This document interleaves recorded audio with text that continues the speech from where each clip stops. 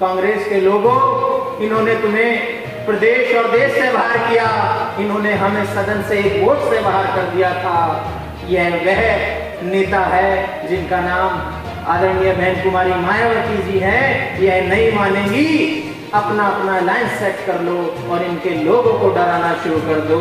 लेकिन वह भूल गए हैं आदरणीय बहन जी, मौके का इंतजार नहीं, मौका बनाती है, उन्होंने मौका बना दिया है और अपने अनुयायियों को, वोटर्स को, सपोर्टर्स को समझाने में कामयाब हैं कि अलायंस तो हमेशा से बनते आए हैं, सरकारें और चुनाव हमेशा से होता आया है, लेकिन ये सरकार नहीं है, ये चुनाव नहीं है, ये आने वाली लोकसभा नहीं है। यह सपना है जो इन लोगों को दिखाया गया था, जिनके बलबूते पर इन्होंने मन में आस्था रखते हुए, विश्वास रखते हुए काम करना जारी रखा था। महापुरुषों के पद चिन्हों पर ये धीरे धीरे चल रहे थे और आज उस घड़ी में आपको लाकर खड़ा कर दिया है कि एक आवाज उत्तर प्रदेश में आया करती थी और 4 बार आई कि मैं कुमारी मायावती प्रदेश के मुख्यमंत्री के तौर पर शपथ लेती हूँ। राजनीति मान्यवर साहब की भी होती है कि हर वर्ग को यह बता दिया कि तुम भी इस देश के हुक्मरान बन सकते हो। और राजनीति वह भी हो सकती है जो बहन जी ने अपने 4 बार की सरकार में प्रदेश को करके दिखाया कि 6 महीने मिले तो 6 साल का काम किया और 5 साल मिले तो 50 साल का काम किया। राजनीति उसे भी कहते हैं साथी। इसी भी माध्यम से उन्होंने सरकार बनाई, आपको झूठे वादे करते हुए, षड्यंत्र करते हुए, सारी व्यवस्था को लूटते हुए सरकार बनाई। और उसके बाद जब दोबारा बनाई तो स्थिति ऐसी आ गई कि सिर्फ चंद ऐसे मीडिया घराने ग्रुप्स थे जिन्होंने चैनलों पे चला कर महिमा मंडन कर करके आपकी वोटों को लूटा और दोबारा सरकार बनाई। लेकिन कोई भी चीज परमानेंट नहीं होती, हर किसी का अंत होता है। बीएसपी के अनुयायियों ने, कार्यकर्ताओं के नारों के बीच में 2-4 आवाज ऐसी थी जिनकी उम्र सीमा शायद 6 या 7 वर्ष से नीचे रही हो, और वह नारे मेरे कानों तक पहुंचकर यह बता रहे थे कि अगर ईमानदारी से ली गई आवाज हो और कोई भी काम अगर ईमानदारी से किया गया हो तो सैकड़ों, हजारों, लाखों, करोड़ों की संख्या में से चीरती हुई आवाज जिसने जय भीम को खड़ा किया, उसने इस माहौल में बैठे हुए अपनी उपस्थिति दर्ज कराई। जिला अमरावती, प्रदेश महाराष्ट्र। सबसे पहले सभी महापुरुषों को नमन करते हुए विशेष तौर पर तथागत बुद्ध, महात्मा फूले, छत्रपति शाहू जी महाराज, नारायण गुरु, रामास्वामी पेरियार जी, भारतीय संविधान के निर्माता, सिंबल ऑफ नॉलेज, परम पूज्य बाबा साहेब अम्बेडकर को नमन करते हुए, बहुजनों के मसीहा, 21वीं सदी के महानायक, युग पुरुष और जिनकी वजह से इस देश के निचली पंक्ति पर रहने वाले सभी पिछड़ों को अगली पंक्ति में आने के लिए ऐसी पार्टी मिली, ऐसी बहुजन समाज की विचारधारा को बढ़ाने वाले बहुजन समाज पार्टी के मसीहा संस्थापक मान्यवर कांशीराम साहब, जिनकी पुण्यतिथि महापरिनिर्वाण महाराष्ट्र प्रदेश के साथ साथ देश एवं दुनिया के हर हिस्से में उनको याद किया गया। ऐसे माननीय कांशीराम साहब को नमन करते हुए आजाद भारत की सबसे न्यायप्रिय, सबसे जनप्रिय नेता, पूर्व मुख्यमंत्री उत्तर प्रदेश, पूर्व राज्यसभा एवं लोकसभा सांसद, परम आदरणीय बहन कुमारी मायावती जी पर आस्था जताते हुए, उन पर विश्वास रखते हुए, उन्हें अपना नेता मानते हुए आज इस अहम मौके पर महाराष्ट्र प्रदेश में आप लोगों के बीच आए महाराष्ट्र प्रदेश के युवा प्रदेश अध्यक्ष, जिन्होंने कोशिश की कि अगर आप उलझते नहीं और इस कारवां को, बहुजन समाज पार्टी के विचारधारा को, बाबा साहब की विचारधारा को मानते हुए अगर आज आप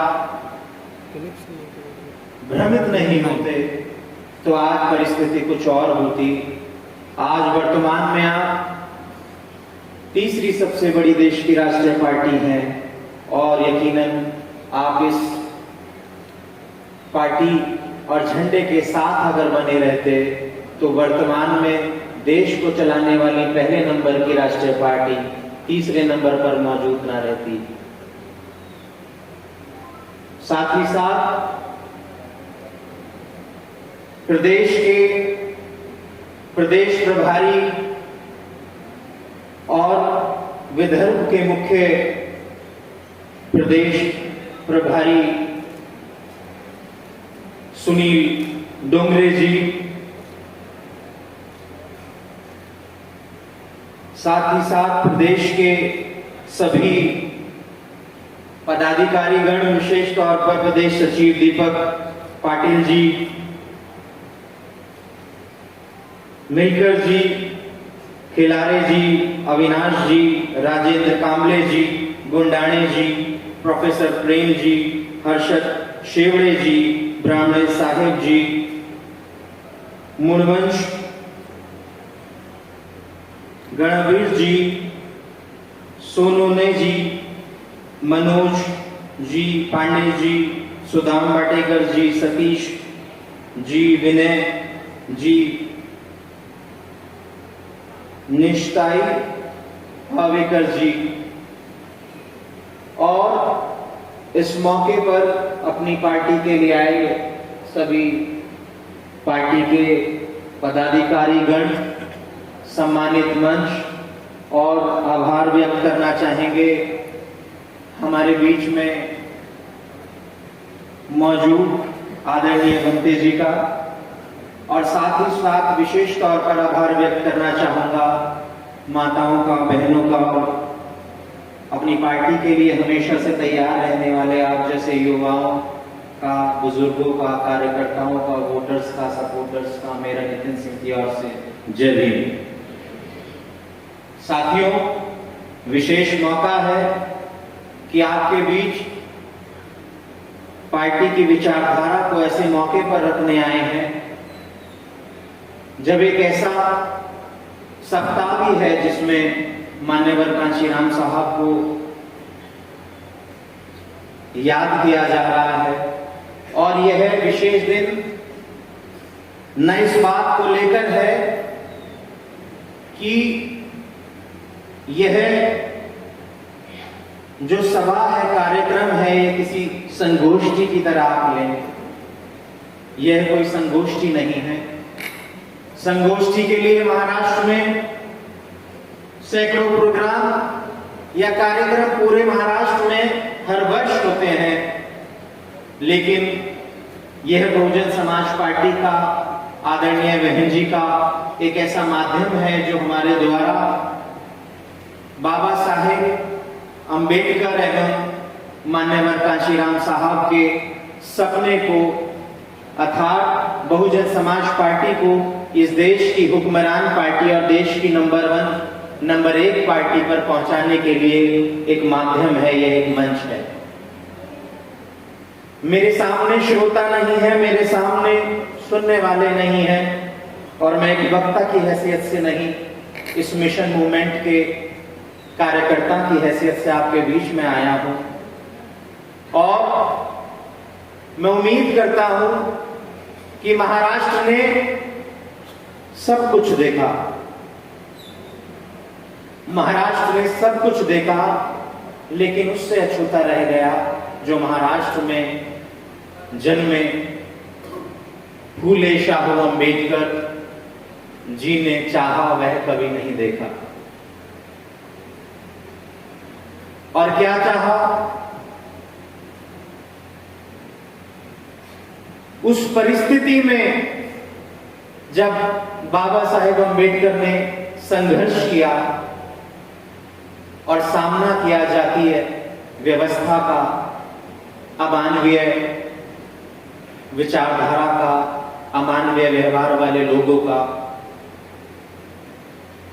तब बाबा साहब के सामने ऐसी परिस्थिति नहीं रही कि वो अपने लोगों को इतना इकट्ठा कर दें कि उन्हें इसके लिए अपनी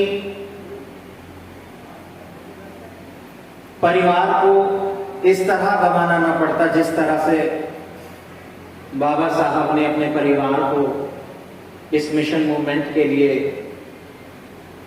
समर्पित किया। साथियों, परिस्थिति कभी भी अच्छी नहीं रही, और आपके बीच एक बात कही जाती है कि आज की परिस्थिति ऐसी है कि अगर आप इस परिस्थिति में नहीं संभले तो आप इतना पीछे चले जाएंगे कि आपकी आने वाली पीढ़ियां संभलने लायक नहीं बचेंगी। ये बात 100% सही है। हर चीज का एक मौका होता है और ये परिस्थिति वही मौका है।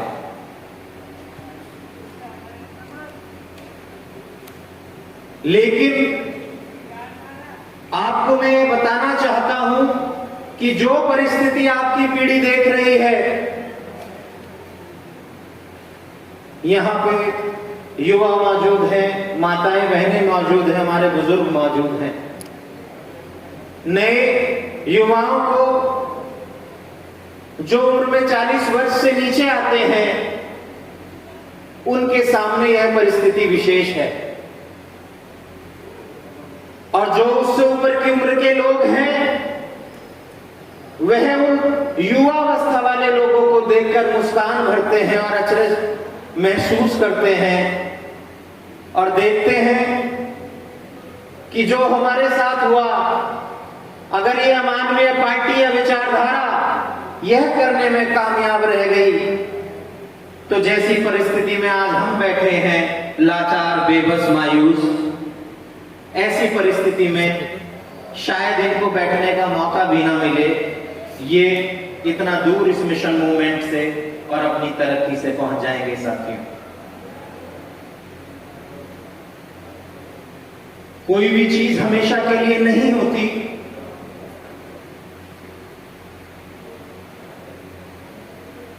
किसी ना किसी उम्र में परिवर्तन होता है, चाहे वो किसी भी चीज का हो, व्यक्ति का हो, वर्ग का हो, या इस कुदरत में ऐसा कोई चीज नहीं जिसकी एक उम्र सीमा ना हो।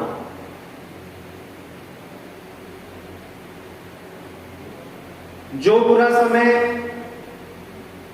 आपके बुजुर्गों ने देखा, यकीन मानिए आप अभी उस परिस्थिति में नहीं हैं, क्योंकि आप जिस प्रदेश से आते हैं उसमें फूले शाहू अंबेडकर जी ने जन्म लिया था और उनके जीवन के संघर्ष के बलबूते पर आप ही के लाल ने जैसा मिशन के प्रति एक सच्चे लाल को करना चाहिए था, महाराष्ट्र के लाल बाबा साहेब अंबेडकर ने वो करके दिखाया और इस देश को एक ऐसी चमत्कारिक प्रणाली दी संविधान के रूप में, जिसके बलबूते पर आज आप हौसला रखते हैं और दावा करते हैं कि हम भी इस देश के ऐसे ही नागरिक हैं जिस प्रकार से अग्रणी पंक्ति में मौजूद कोई भी व्यक्ति विशेष है।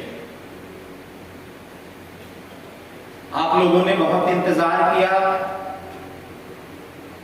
और लंबा समय भी हो गया आपको किसी बात को गौर करते हुए। मैं ज्यादा समय नहीं लूंगा, लेकिन उससे लंबा समय नहीं हुआ जितना आपके महापुरुषों ने संघर्ष को जारी करते हुए आज इस मौके पर आपको ला दिया है कि आज अपनी पार्टी के बीच आप किसी बात की स्ट्रैटेजी बना रहे हैं या तैयारी कर रहे हैं किस तरह हम आने वाले समय में सरकार बनाने वाले हैं। सत्य को परेशान किया जा सकता है, लेकिन पराजित नहीं। इस हॉल में मौजूद जितने लोगों ने जोशीले अंदाज में नारा देते हुए प्रदेश अध्यक्ष की बात को नारे के माध्यम से वापस किया, उनके नारे को दबने नहीं दिया।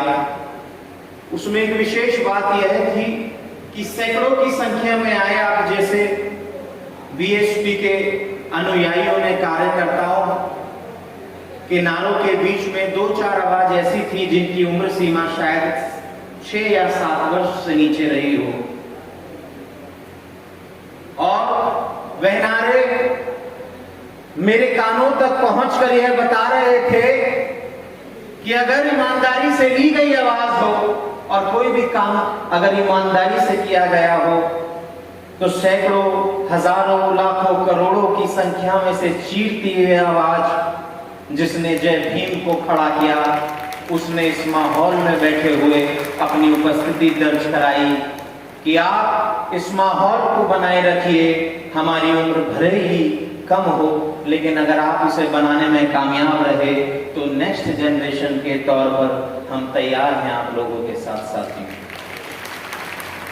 वह बच्चे उधर की पंक्ति में 2-3 बच्चे थे, वहां से वह नारा वापस दे रहे थे।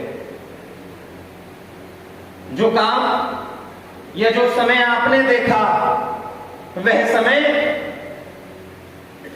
84 के बाद बनने वाली 84 में बनने वाली 14 अप्रैल 84 में बनने वाली पार्टी के बाद पैदा हुए। आज मध्य आयु अवस्था में पहुंचे लोगों ने वह समय नहीं देखा जो बाबा साहेब ने देखा और उन्हीं के अनुयायी मान्यवर कांशीराम साहब ने देखा। वह संघर्ष 84 के बाद किसी भी बहुजन समाज के युवक ने नहीं देखा, क्योंकि उनके सामने जब वह पैदा हुए तो एक ऐसा बैनर था जो आर्थिक रूप से कमजोर हो सकता था, शैक्षिक रूप से भी थोड़ा कमजोर हो सकता था और राजनीतिक रूप से कमजोर हुआ करता था। लेकिन जब 84 के बाद जनरेशन पैदा हुई तो सीना चौड़ा करने के लिए, राजनीतिक बात पे अपनी टक्कर देने के लिए उसके सामने एक नारा हुआ करता था जिसको मजबूत किया। और जिन बाबा साहब को इस देश में षड्यंत्र के बलबूते पर जिन पिछड़े समाज से आने वाले, यहाँ पे पिछड़े समाज के पदाधिकारी बैठे हैं, लोग बैठे हैं, महात्मा फूले और कुर्मी राजा, कुर्मी समाज से आने वाले राजा, आरक्षण के जनक शाहू जी महाराज, अगर मान्यवर साहब बड़ी शिद्दत के साथ अपने मिशन मूवमेंट में नहीं रखते तो बाबा साहेब अम्बेडकर, महात्मा फूले और शाहू जी महाराज कोई भी हमारे बीच में ऐसी स्थिति में नहीं होता कि हम उन्हें याद करके अपने इतिहास को इतिहास बनाने की सोचते। और यह बात सब भली बात जानते हैं कि जब इतिहास नहीं जानते तो इतिहास नहीं बना सकते। जब आपको बताया गया हो कि पृथ्वी गोल नहीं है तो किसी ने संघर्ष करके यह भी बताया कि पृथ्वी गोल है। अरस्तु ने यह बताया कि पृथ्वी गोल है और दुनिया को पहली बार पता चला कि यह पृथ्वी गोल है। जब दुनिया के लोगों को भ्रमित करते हुए यह बताया गया कि एक हिस्से में दुनिया है ही नहीं, तब कोलंबस और वास्को डी गामा ने यह बताया कि दूसरी और भी कोई रहता है और मानव वहां पर भी मौजूद है, दुनिया वहां पर भी मौजूद है। तब इस दुनिया को यह पता चला कि समंदर पार भी कोई रहता है और उधर भी कोई मौजूद है। ठीक इसी प्रकार जब यह बताया गया और यह समझाया गया और यह जताया गया कि तुम इस देश में बेगार करने वाले लोग हो, बेगार समझते हैं जिसकी आपको रिटर्न नहीं मिलता, बेगार उसे कहते हैं कि रिटर्न में आपको किसी चीज के बदले, किसी मेहनत के बदले कुछ ना मिले, कि अगर आप ये सब चीजें, ये कूड़ा साफ कर देंगे तो आपको उसका रिटर्न नहीं मिलेगा, कुछ कहीं थोड़ा बचा कुचा खाना होगा तो जी लीजिए। ये बेगार होती है कि आपने बिना किसी चीज के वो काम कर दिया और आपको कुछ उन्होंने बेगार दे दी, यह बेगार होती है। ऐसी परिस्थिति में भली भांति आप अपने पूर्वजों की दास्तान जानते हैं, उनका जीवन परिचय जानते हैं। बाबा साहब को सामने यही स्थिति थी कि सारे लोग बेगार करते थे और सब लोग गुलाम हुआ करते थे। और गुलामी की बात मैं अंग्रेजों की या बाहर से आए समय समय पर राजाओं महाराजाओं की और किसी मुगलों की नहीं कर रहा, बेगारी की बात मैं आपकी कर रहा हूं कि आपकी किस्मत कह लीजिए, आपके लिए सिर्फ यह था बेगार। ऐसे समय में बाबा साहेब की उस आवाज ने, उस संघर्ष ने करोड़ों लोगों के बीच में से निकलते हुए आपको यह बताया कि किसी ने बताया कि पृथ्वी गोल है और किसी ने बताया कि समंदर के उस पार भी एक दुनिया है। और बाबा साहेब ने यह बताया कि इस देश में जो दुनिया है उसको जीने वाले आप लोग हैं। और मैं इस बात का दावा करता हूं कि अपने जीते जी मैं अपने लोगों को इस देश का हुक्मरान बनाने के लिए ऐसी प्रणाली देकर जाऊंगा कि मैं रहूं ना रहूं, लेकिन इनका तरक्की और भारत देश का निर्माण होकर रहेगा, होकर रहेगा, होकर रहेगा। साथियों,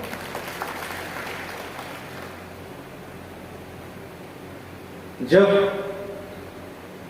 बाबा साहब ने तमाम नेताओं से लड़ते हुए संघर्ष किया और आपने देखा कि जो वर्तमान में भी बहुत बड़ी पार्टी है, उस पार्टी के नेताओं ने, जिन्हें महात्मा तक कहा गया, ऐसे महात्माओं ने इस देश के बहुसंख्यक समाज के लोग जो गरीबी में थे, मुफलिसी में थे, ऐसी महिलाएं जिनको समानता से जीने का अधिकार नहीं था, ऐसे लोगों के लिए काम करते हुए उस पार्टी ने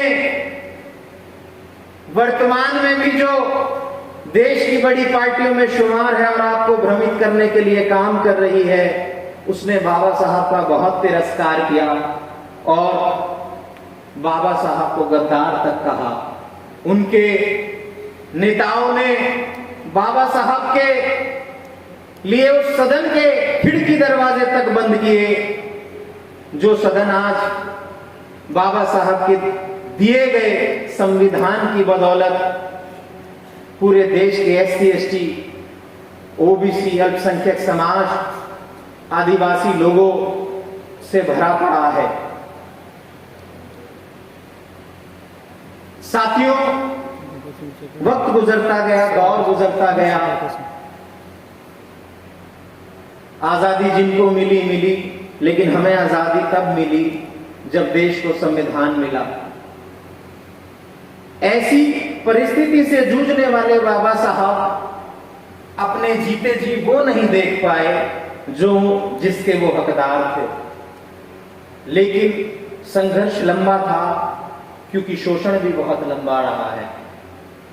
हजारों साल की बात करें या सैकड़ों वर्षों की बात करें, लेकिन आजादी के बाद बाबा साहब के दिए गए संविधान की बदौलत बेड़ियां टूटी, जाति की टूटी, वर्ग की टूटी, धर्म की टूटी, और सभी बेड़ियों को टूटते तोड़कर महाराष्ट्र में नहीं जन्मे, लेकिन महाराष्ट्र के लोगों की वर्तमान में जरूरत ऐसे मसीहा पंजाब में मान्यवर साहब ने बाबा साहब को समझा, जाना और मानने के लिए प्रयास जारी कर दिया। साथियों,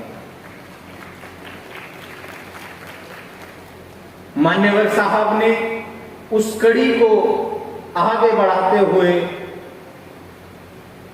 बहुत कम समय में आदरणीय बहन जी के साथ मिलते हुए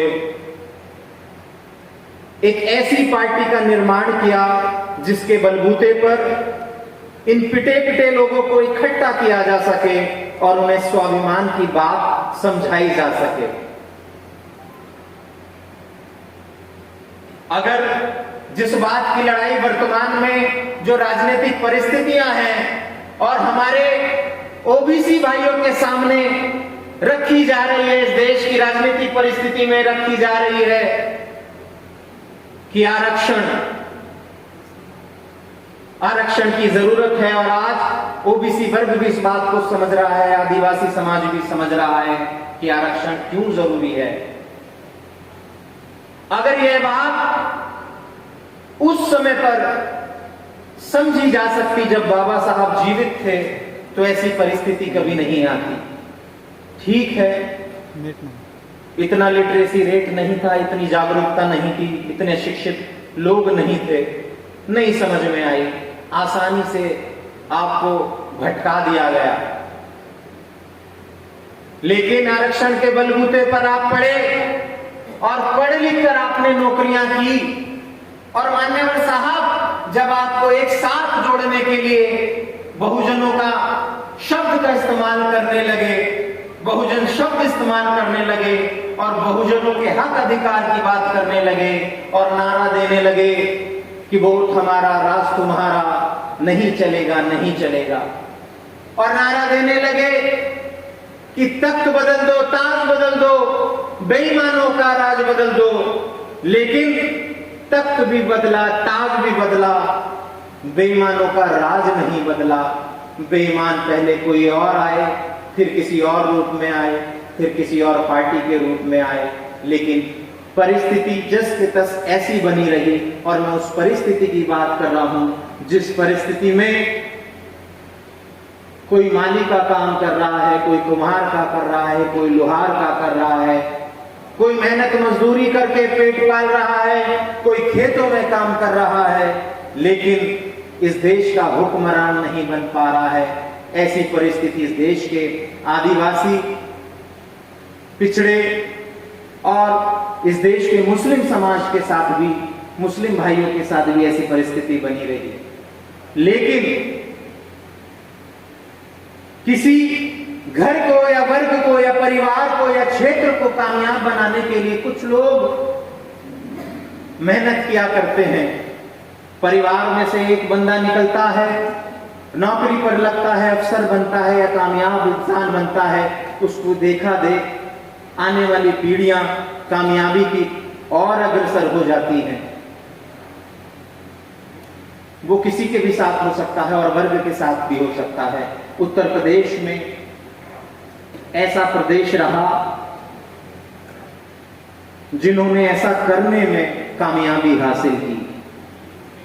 ऐसा वर्ग रहा जिन्होंने शुरुआत की, और ऐसी शुरुआत की कि देश के सबसे बड़े राजनीतिक उत्तर प्रदेश में, सबसे बड़े राजनीतिक प्रदेश उत्तर प्रदेश में 4-4 बार सरकार बनाई।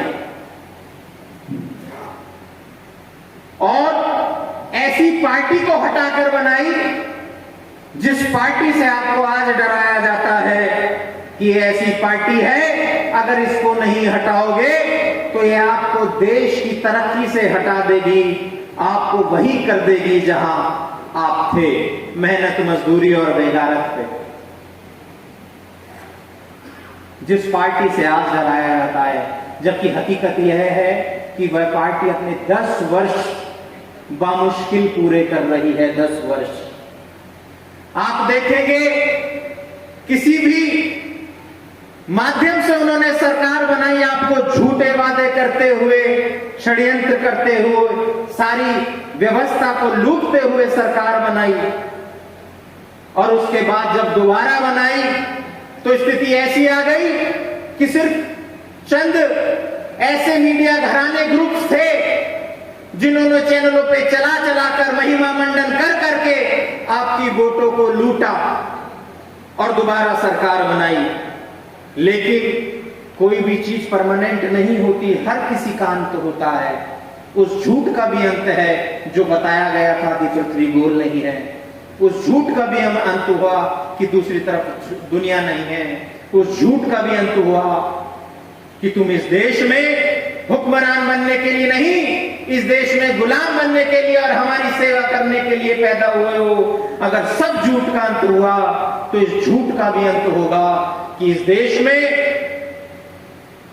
प्रदेश सरकार कैसे उत्तर प्रदेश ने बनाई, उस झूठ का अंत हुआ। और अंत की भूमिका में आपकी नेता मान्यवर साहब की शिष्या मान्यवर साहब के साथ 3 जून 1995 को उत्तर प्रदेश में खड़े होकर उस झूठ का अंत कर रही थी, और देश के नहीं दुनिया के लोगों को बता रही थी कि सत्य को परेशान किया गया लेकिन सत्य पराजित नहीं हुआ। और उत्तर प्रदेश में पहली बार एक ऐसी मुख्यमंत्री ने शपथ ली जिन्होंने इस देश को बताया कि असल मायनों में राजनीति के क्या मतलब है। राजनीति का मतलब यह नहीं कि आपने झूठ बोला, आपने धोखा किया और धीरे धीरे एडवर्टाइजमेंट के माध्यम से आपने सरकार के कार्यकाल को पूरा किया। राजनीति का मतलब यह है कि जो बहन जी ने निचली पंक्ति पे खड़े लोगों के साथ किया और अगली पंक्ति पे खड़े लोगों के साथ भी कुछ नहीं किया, यह राजनीति के मायने आदरणीय बहन जी ने इस देश को बताए। साथियों, यह बताए अगर सच्ची निष्ठा से कुछ किया जा सकता है तो चाहे कोई भी वर्ग हो, उसके साथ बिना कुछ गलत किए हुए प्रदेश में सरकार चलाई जाती है। वर्तमान स्थिति में तो लोगों के मन में एक धारणा पैदा की जा रही है कि राजनीति से बुरी कोई चीज नहीं होती, और असल मायने में अगर यह धारणा आपके दिल और दिमाग पर हावी हो गई तो सही मान लीजिए इस देश का, बहुजनों का अंत बहुत जल्दी होगा अगर इस धारणा को वो मान बैठे। क्योंकि राजनीति वह भी होती है जो बाबा साहेब ने की, और आपको इस देश के 90% नहीं, इस देश के 100% लोगों को समानता से प्रोग्रेसिव तरफ ले जाने के लिए मेहनत की राजनीति वो भी होती है। राजनीति मान्यवर साहब की भी होती है कि हर वर्ग को यह बता दिया कि तुम भी इस देश के हुक्मरान बन सकते हो। और राजनीति वह भी हो सकती है जो बहन जी ने अपने 4 बार की सरकार में प्रदेश को करके दिखाया कि 6 महीने मिले तो 6 साल का काम किया, और 5 साल मिले तो 50 साल का काम किया। राजनीति उसे भी कहते हैं। साथियों, तुम्हें जो मिला वह राजनीति के माध्यम से मिला।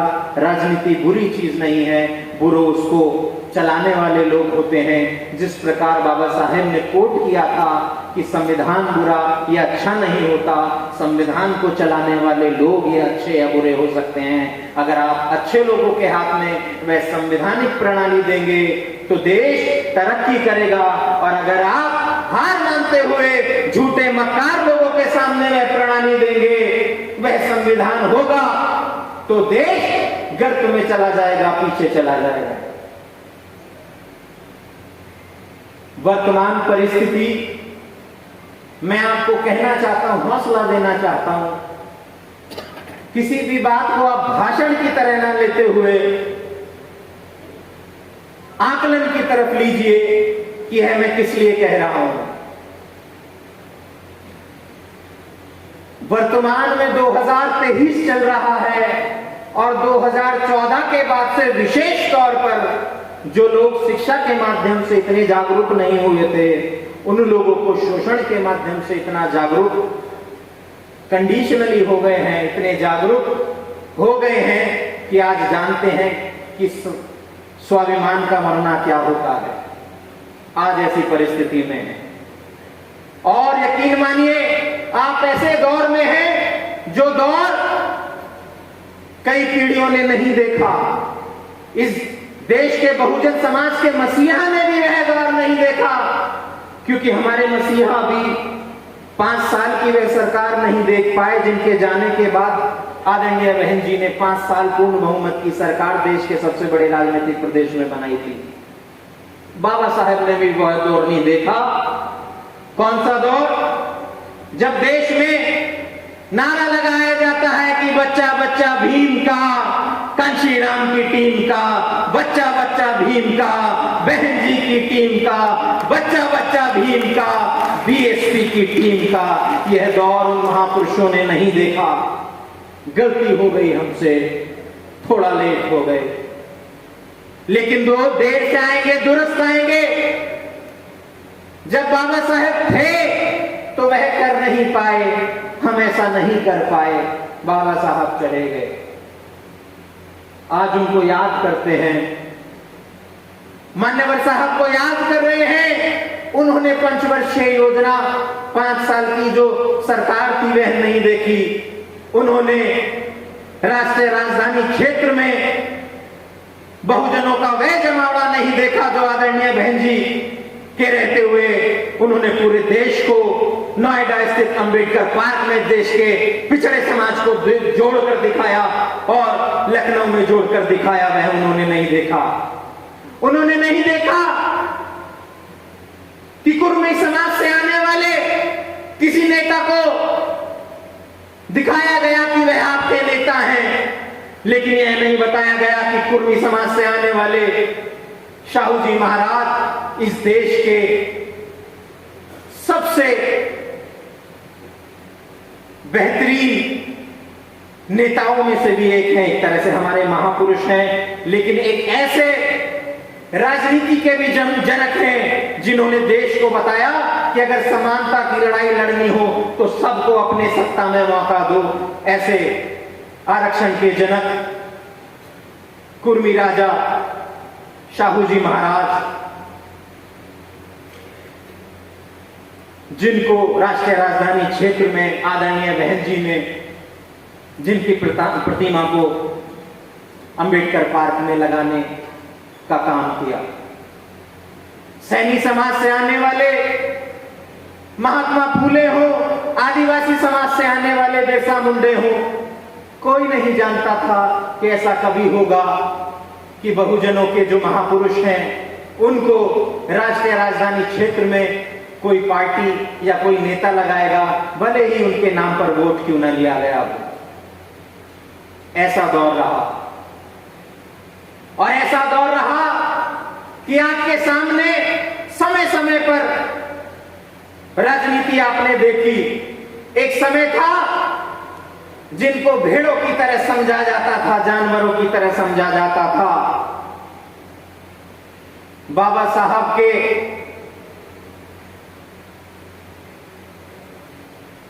जो आसपास भी नहीं हो सकते थे, ऐसे लोगों को बाबा साहब के इक्विवेलेंट, उनके समान खड़ा करने का काम कांग्रेस की सरकार ने किया। तब आप कुछ नहीं जानते थे, सिर्फ जाति और वर्ग जानते थे। और जब इस बात पर आपका वोट लिया गया तो 5 साल, 10 साल, 20 साल यही चलता रहा। उसके बाद आरक्षण के बलबूते पर जब थोड़ा पढ़ना लिखना जाने तो थोड़े और समझदार हो गए। मान्यवर साहब ने बहुत मेहनत कर दी थी आपके बीच जा जाकर, और तब समझा दिया था कि सत्ता भी कोई चीज होती है और तुम लेने वाले समाज नहीं, तुम देने वाले समाज भी बन सकते हो। यह सबसे ज्यादा भारतीय राजनीतिक इतिहास की दो प्रमुख घटनाओं में से एक प्रमुख घटनाएं हैं। पहली घटना, इस देश को बाबा साहब दिया गया संविधान, और इस देश में सबसे बड़ी दूसरी घटना, इस देश को दी गई, इस देश के बहुजन समाज की सबसे बड़ी पार्टी का गठन करना, इस देश को बीएसपी देना, इस देश को, इस देश की सबसे कद्दावर और सबसे ज्यादा राजनीतिक एक्सपोजर रखने वाली नेता को देना, यह इस देश के राजनीतिक इतिहास की दूसरी सबसे बड़ी घटना रही साथियों। दोनों ही परिस्थिति में आपको इतनी मजबूती मिली, जो सैकड़ों साल और हजारों साल की बात करते हैं वो कुछ ही दशकों में आपने पा लिया। ठीक इसी कड़ी में उत्तर प्रदेश में सरकार बनी, और ऐसी सरकार बनी कि जो लोग आपके महापुरुषों को कोसा करते थे, उन सरकारों के बलबूते पर आपके बीच महाराष्ट्र में लोग आए, पूरे देश में सांसद विधायक हर क्षेत्र में बने, चाहे वो कश्मीर से लेकर कन्याकुमारी हो, हर जगह विधानसभा से लोग चुनकर आने लगे, संसद से लोग चुनकर आने लगे। ऐसी परिस्थिति में वो लोग यह बात जान गए कि कुछ गड़बड़ है, और क्या गड़बड़ है, वो कुछ, बहुत कुछ गड़बड़ होने वाला है गैर मानवतावादी लोगों और विचारधारा के साथ।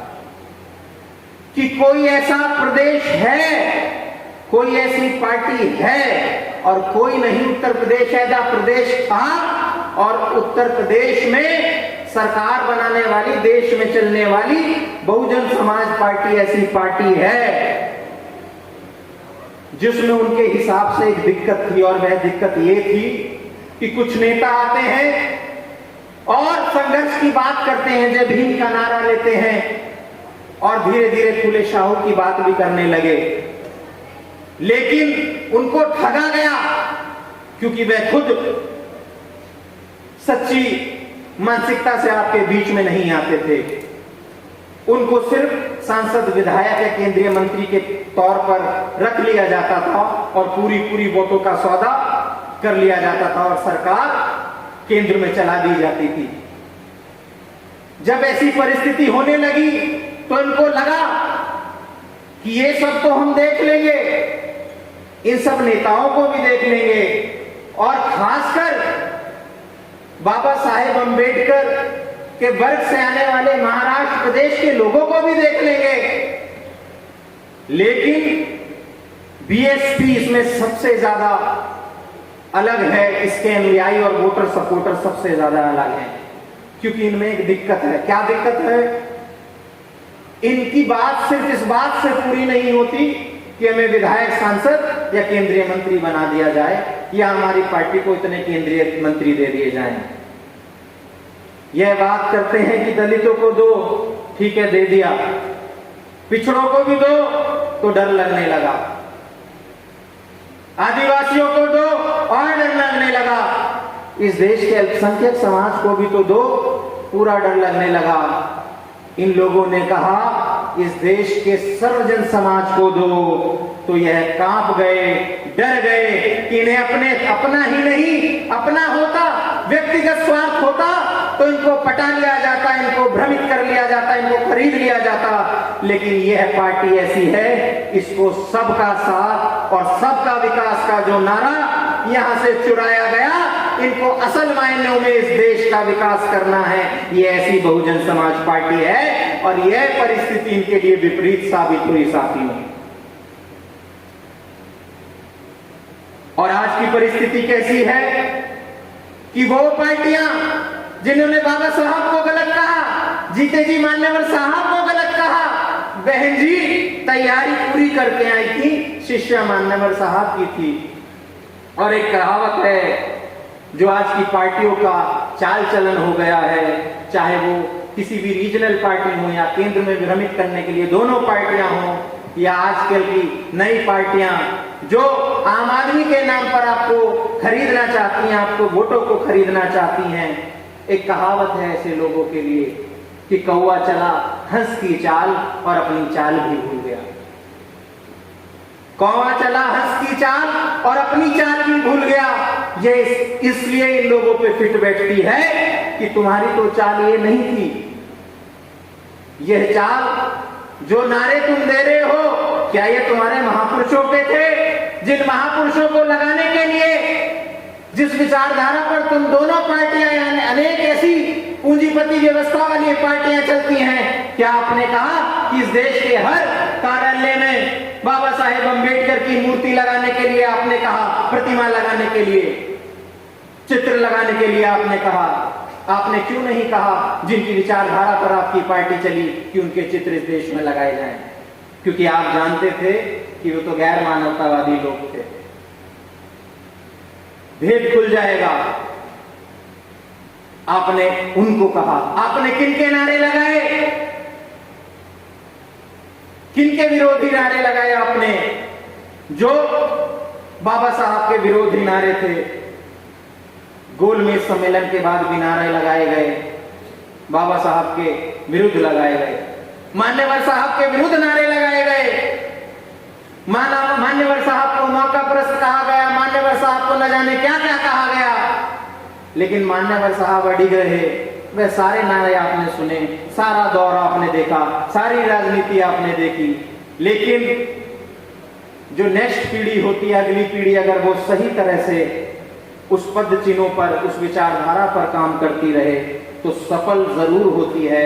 ये दुर्भाग्य है हमारा कि महापुरुष जो हमारे थे उनके सामने हम वह काम नहीं कर पाए, लेकिन सौभाग्य इस बात का है कि कड़ी टूटी नहीं है, कड़ी खत्म नहीं हुई है।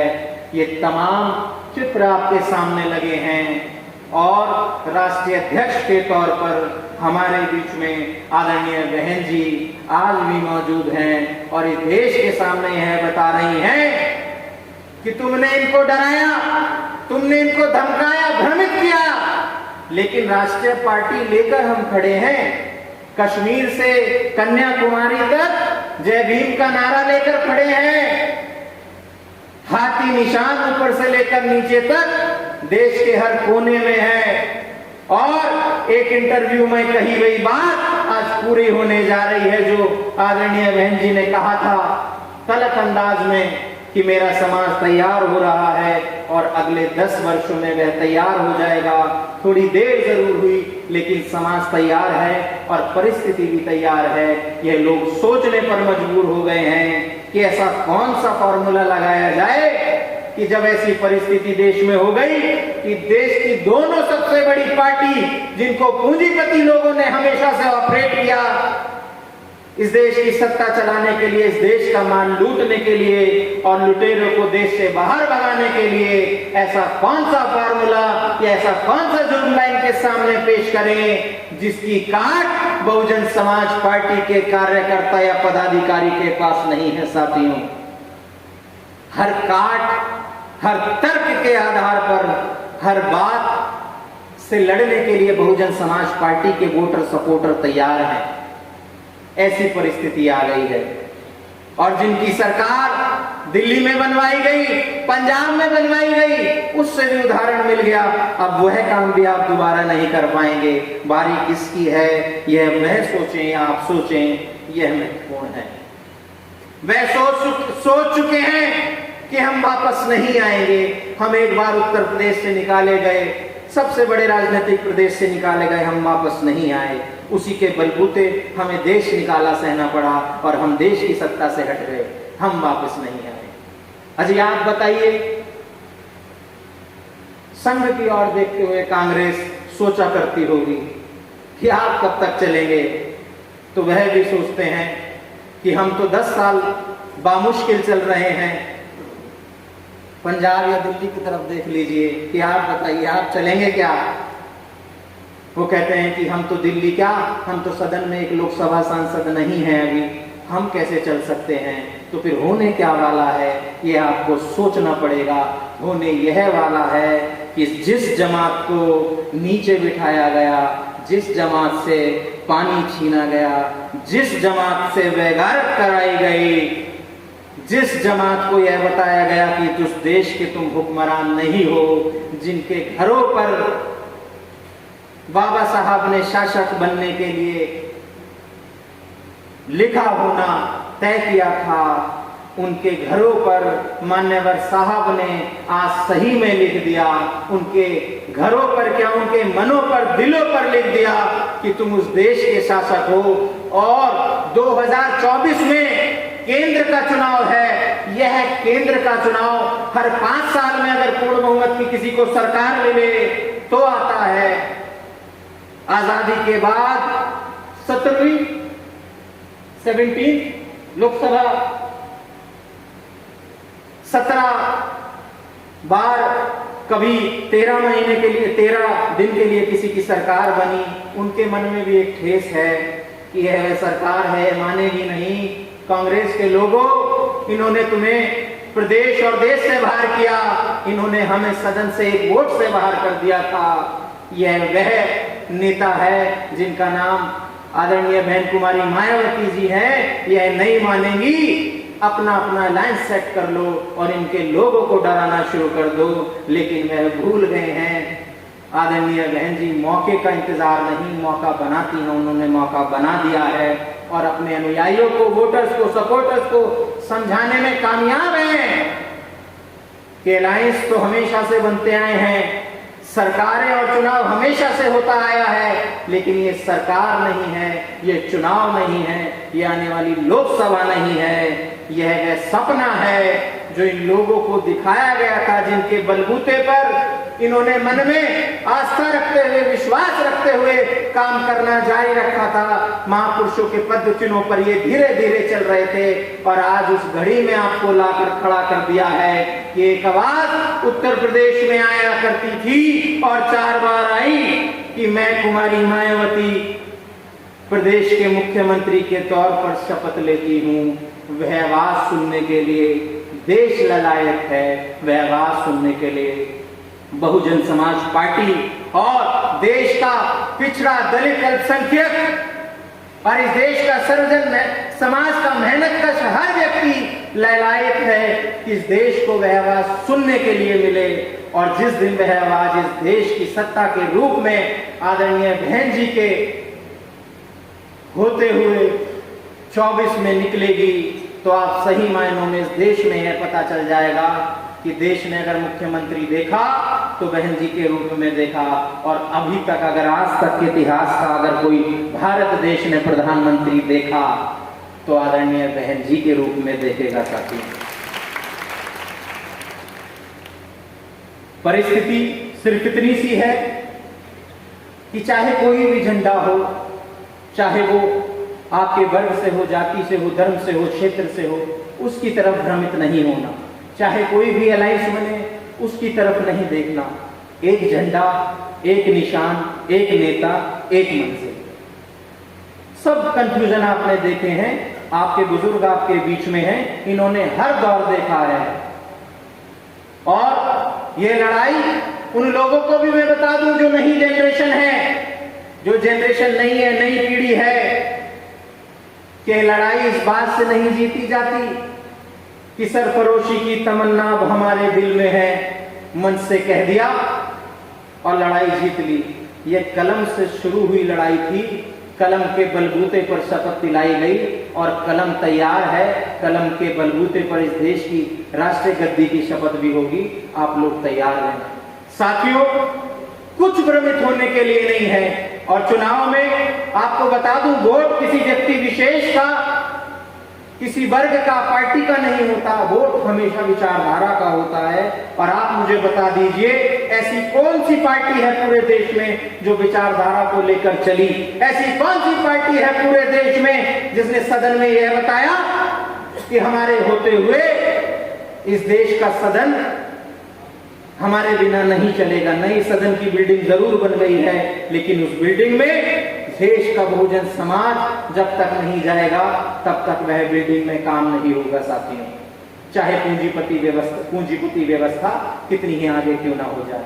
तो करना क्या है, ऐसा कोई पूरे देश में ना बचे, महाराष्ट्र प्रदेश में ना बचे, जो अपनी वोट के साथ साथ अपने भाइयों की वोट, अपनी बहनों की वोट, अपने बुजुर्गों की वोट तैयार ना रखे। हर जगह से आवाज आई है, हर जगह से विचारधारा की लड़ाई है। दिन आपको मिलेगा, वोट का दिन भी आएगा। राजस्थान, मध्य प्रदेश, छत्तीसगढ़ के चुनाव भी हैं और वोट पार्टी को दिया जाता है, पार्टी को मिलेगा। किसी बात से आपको चिंतित नहीं होना है।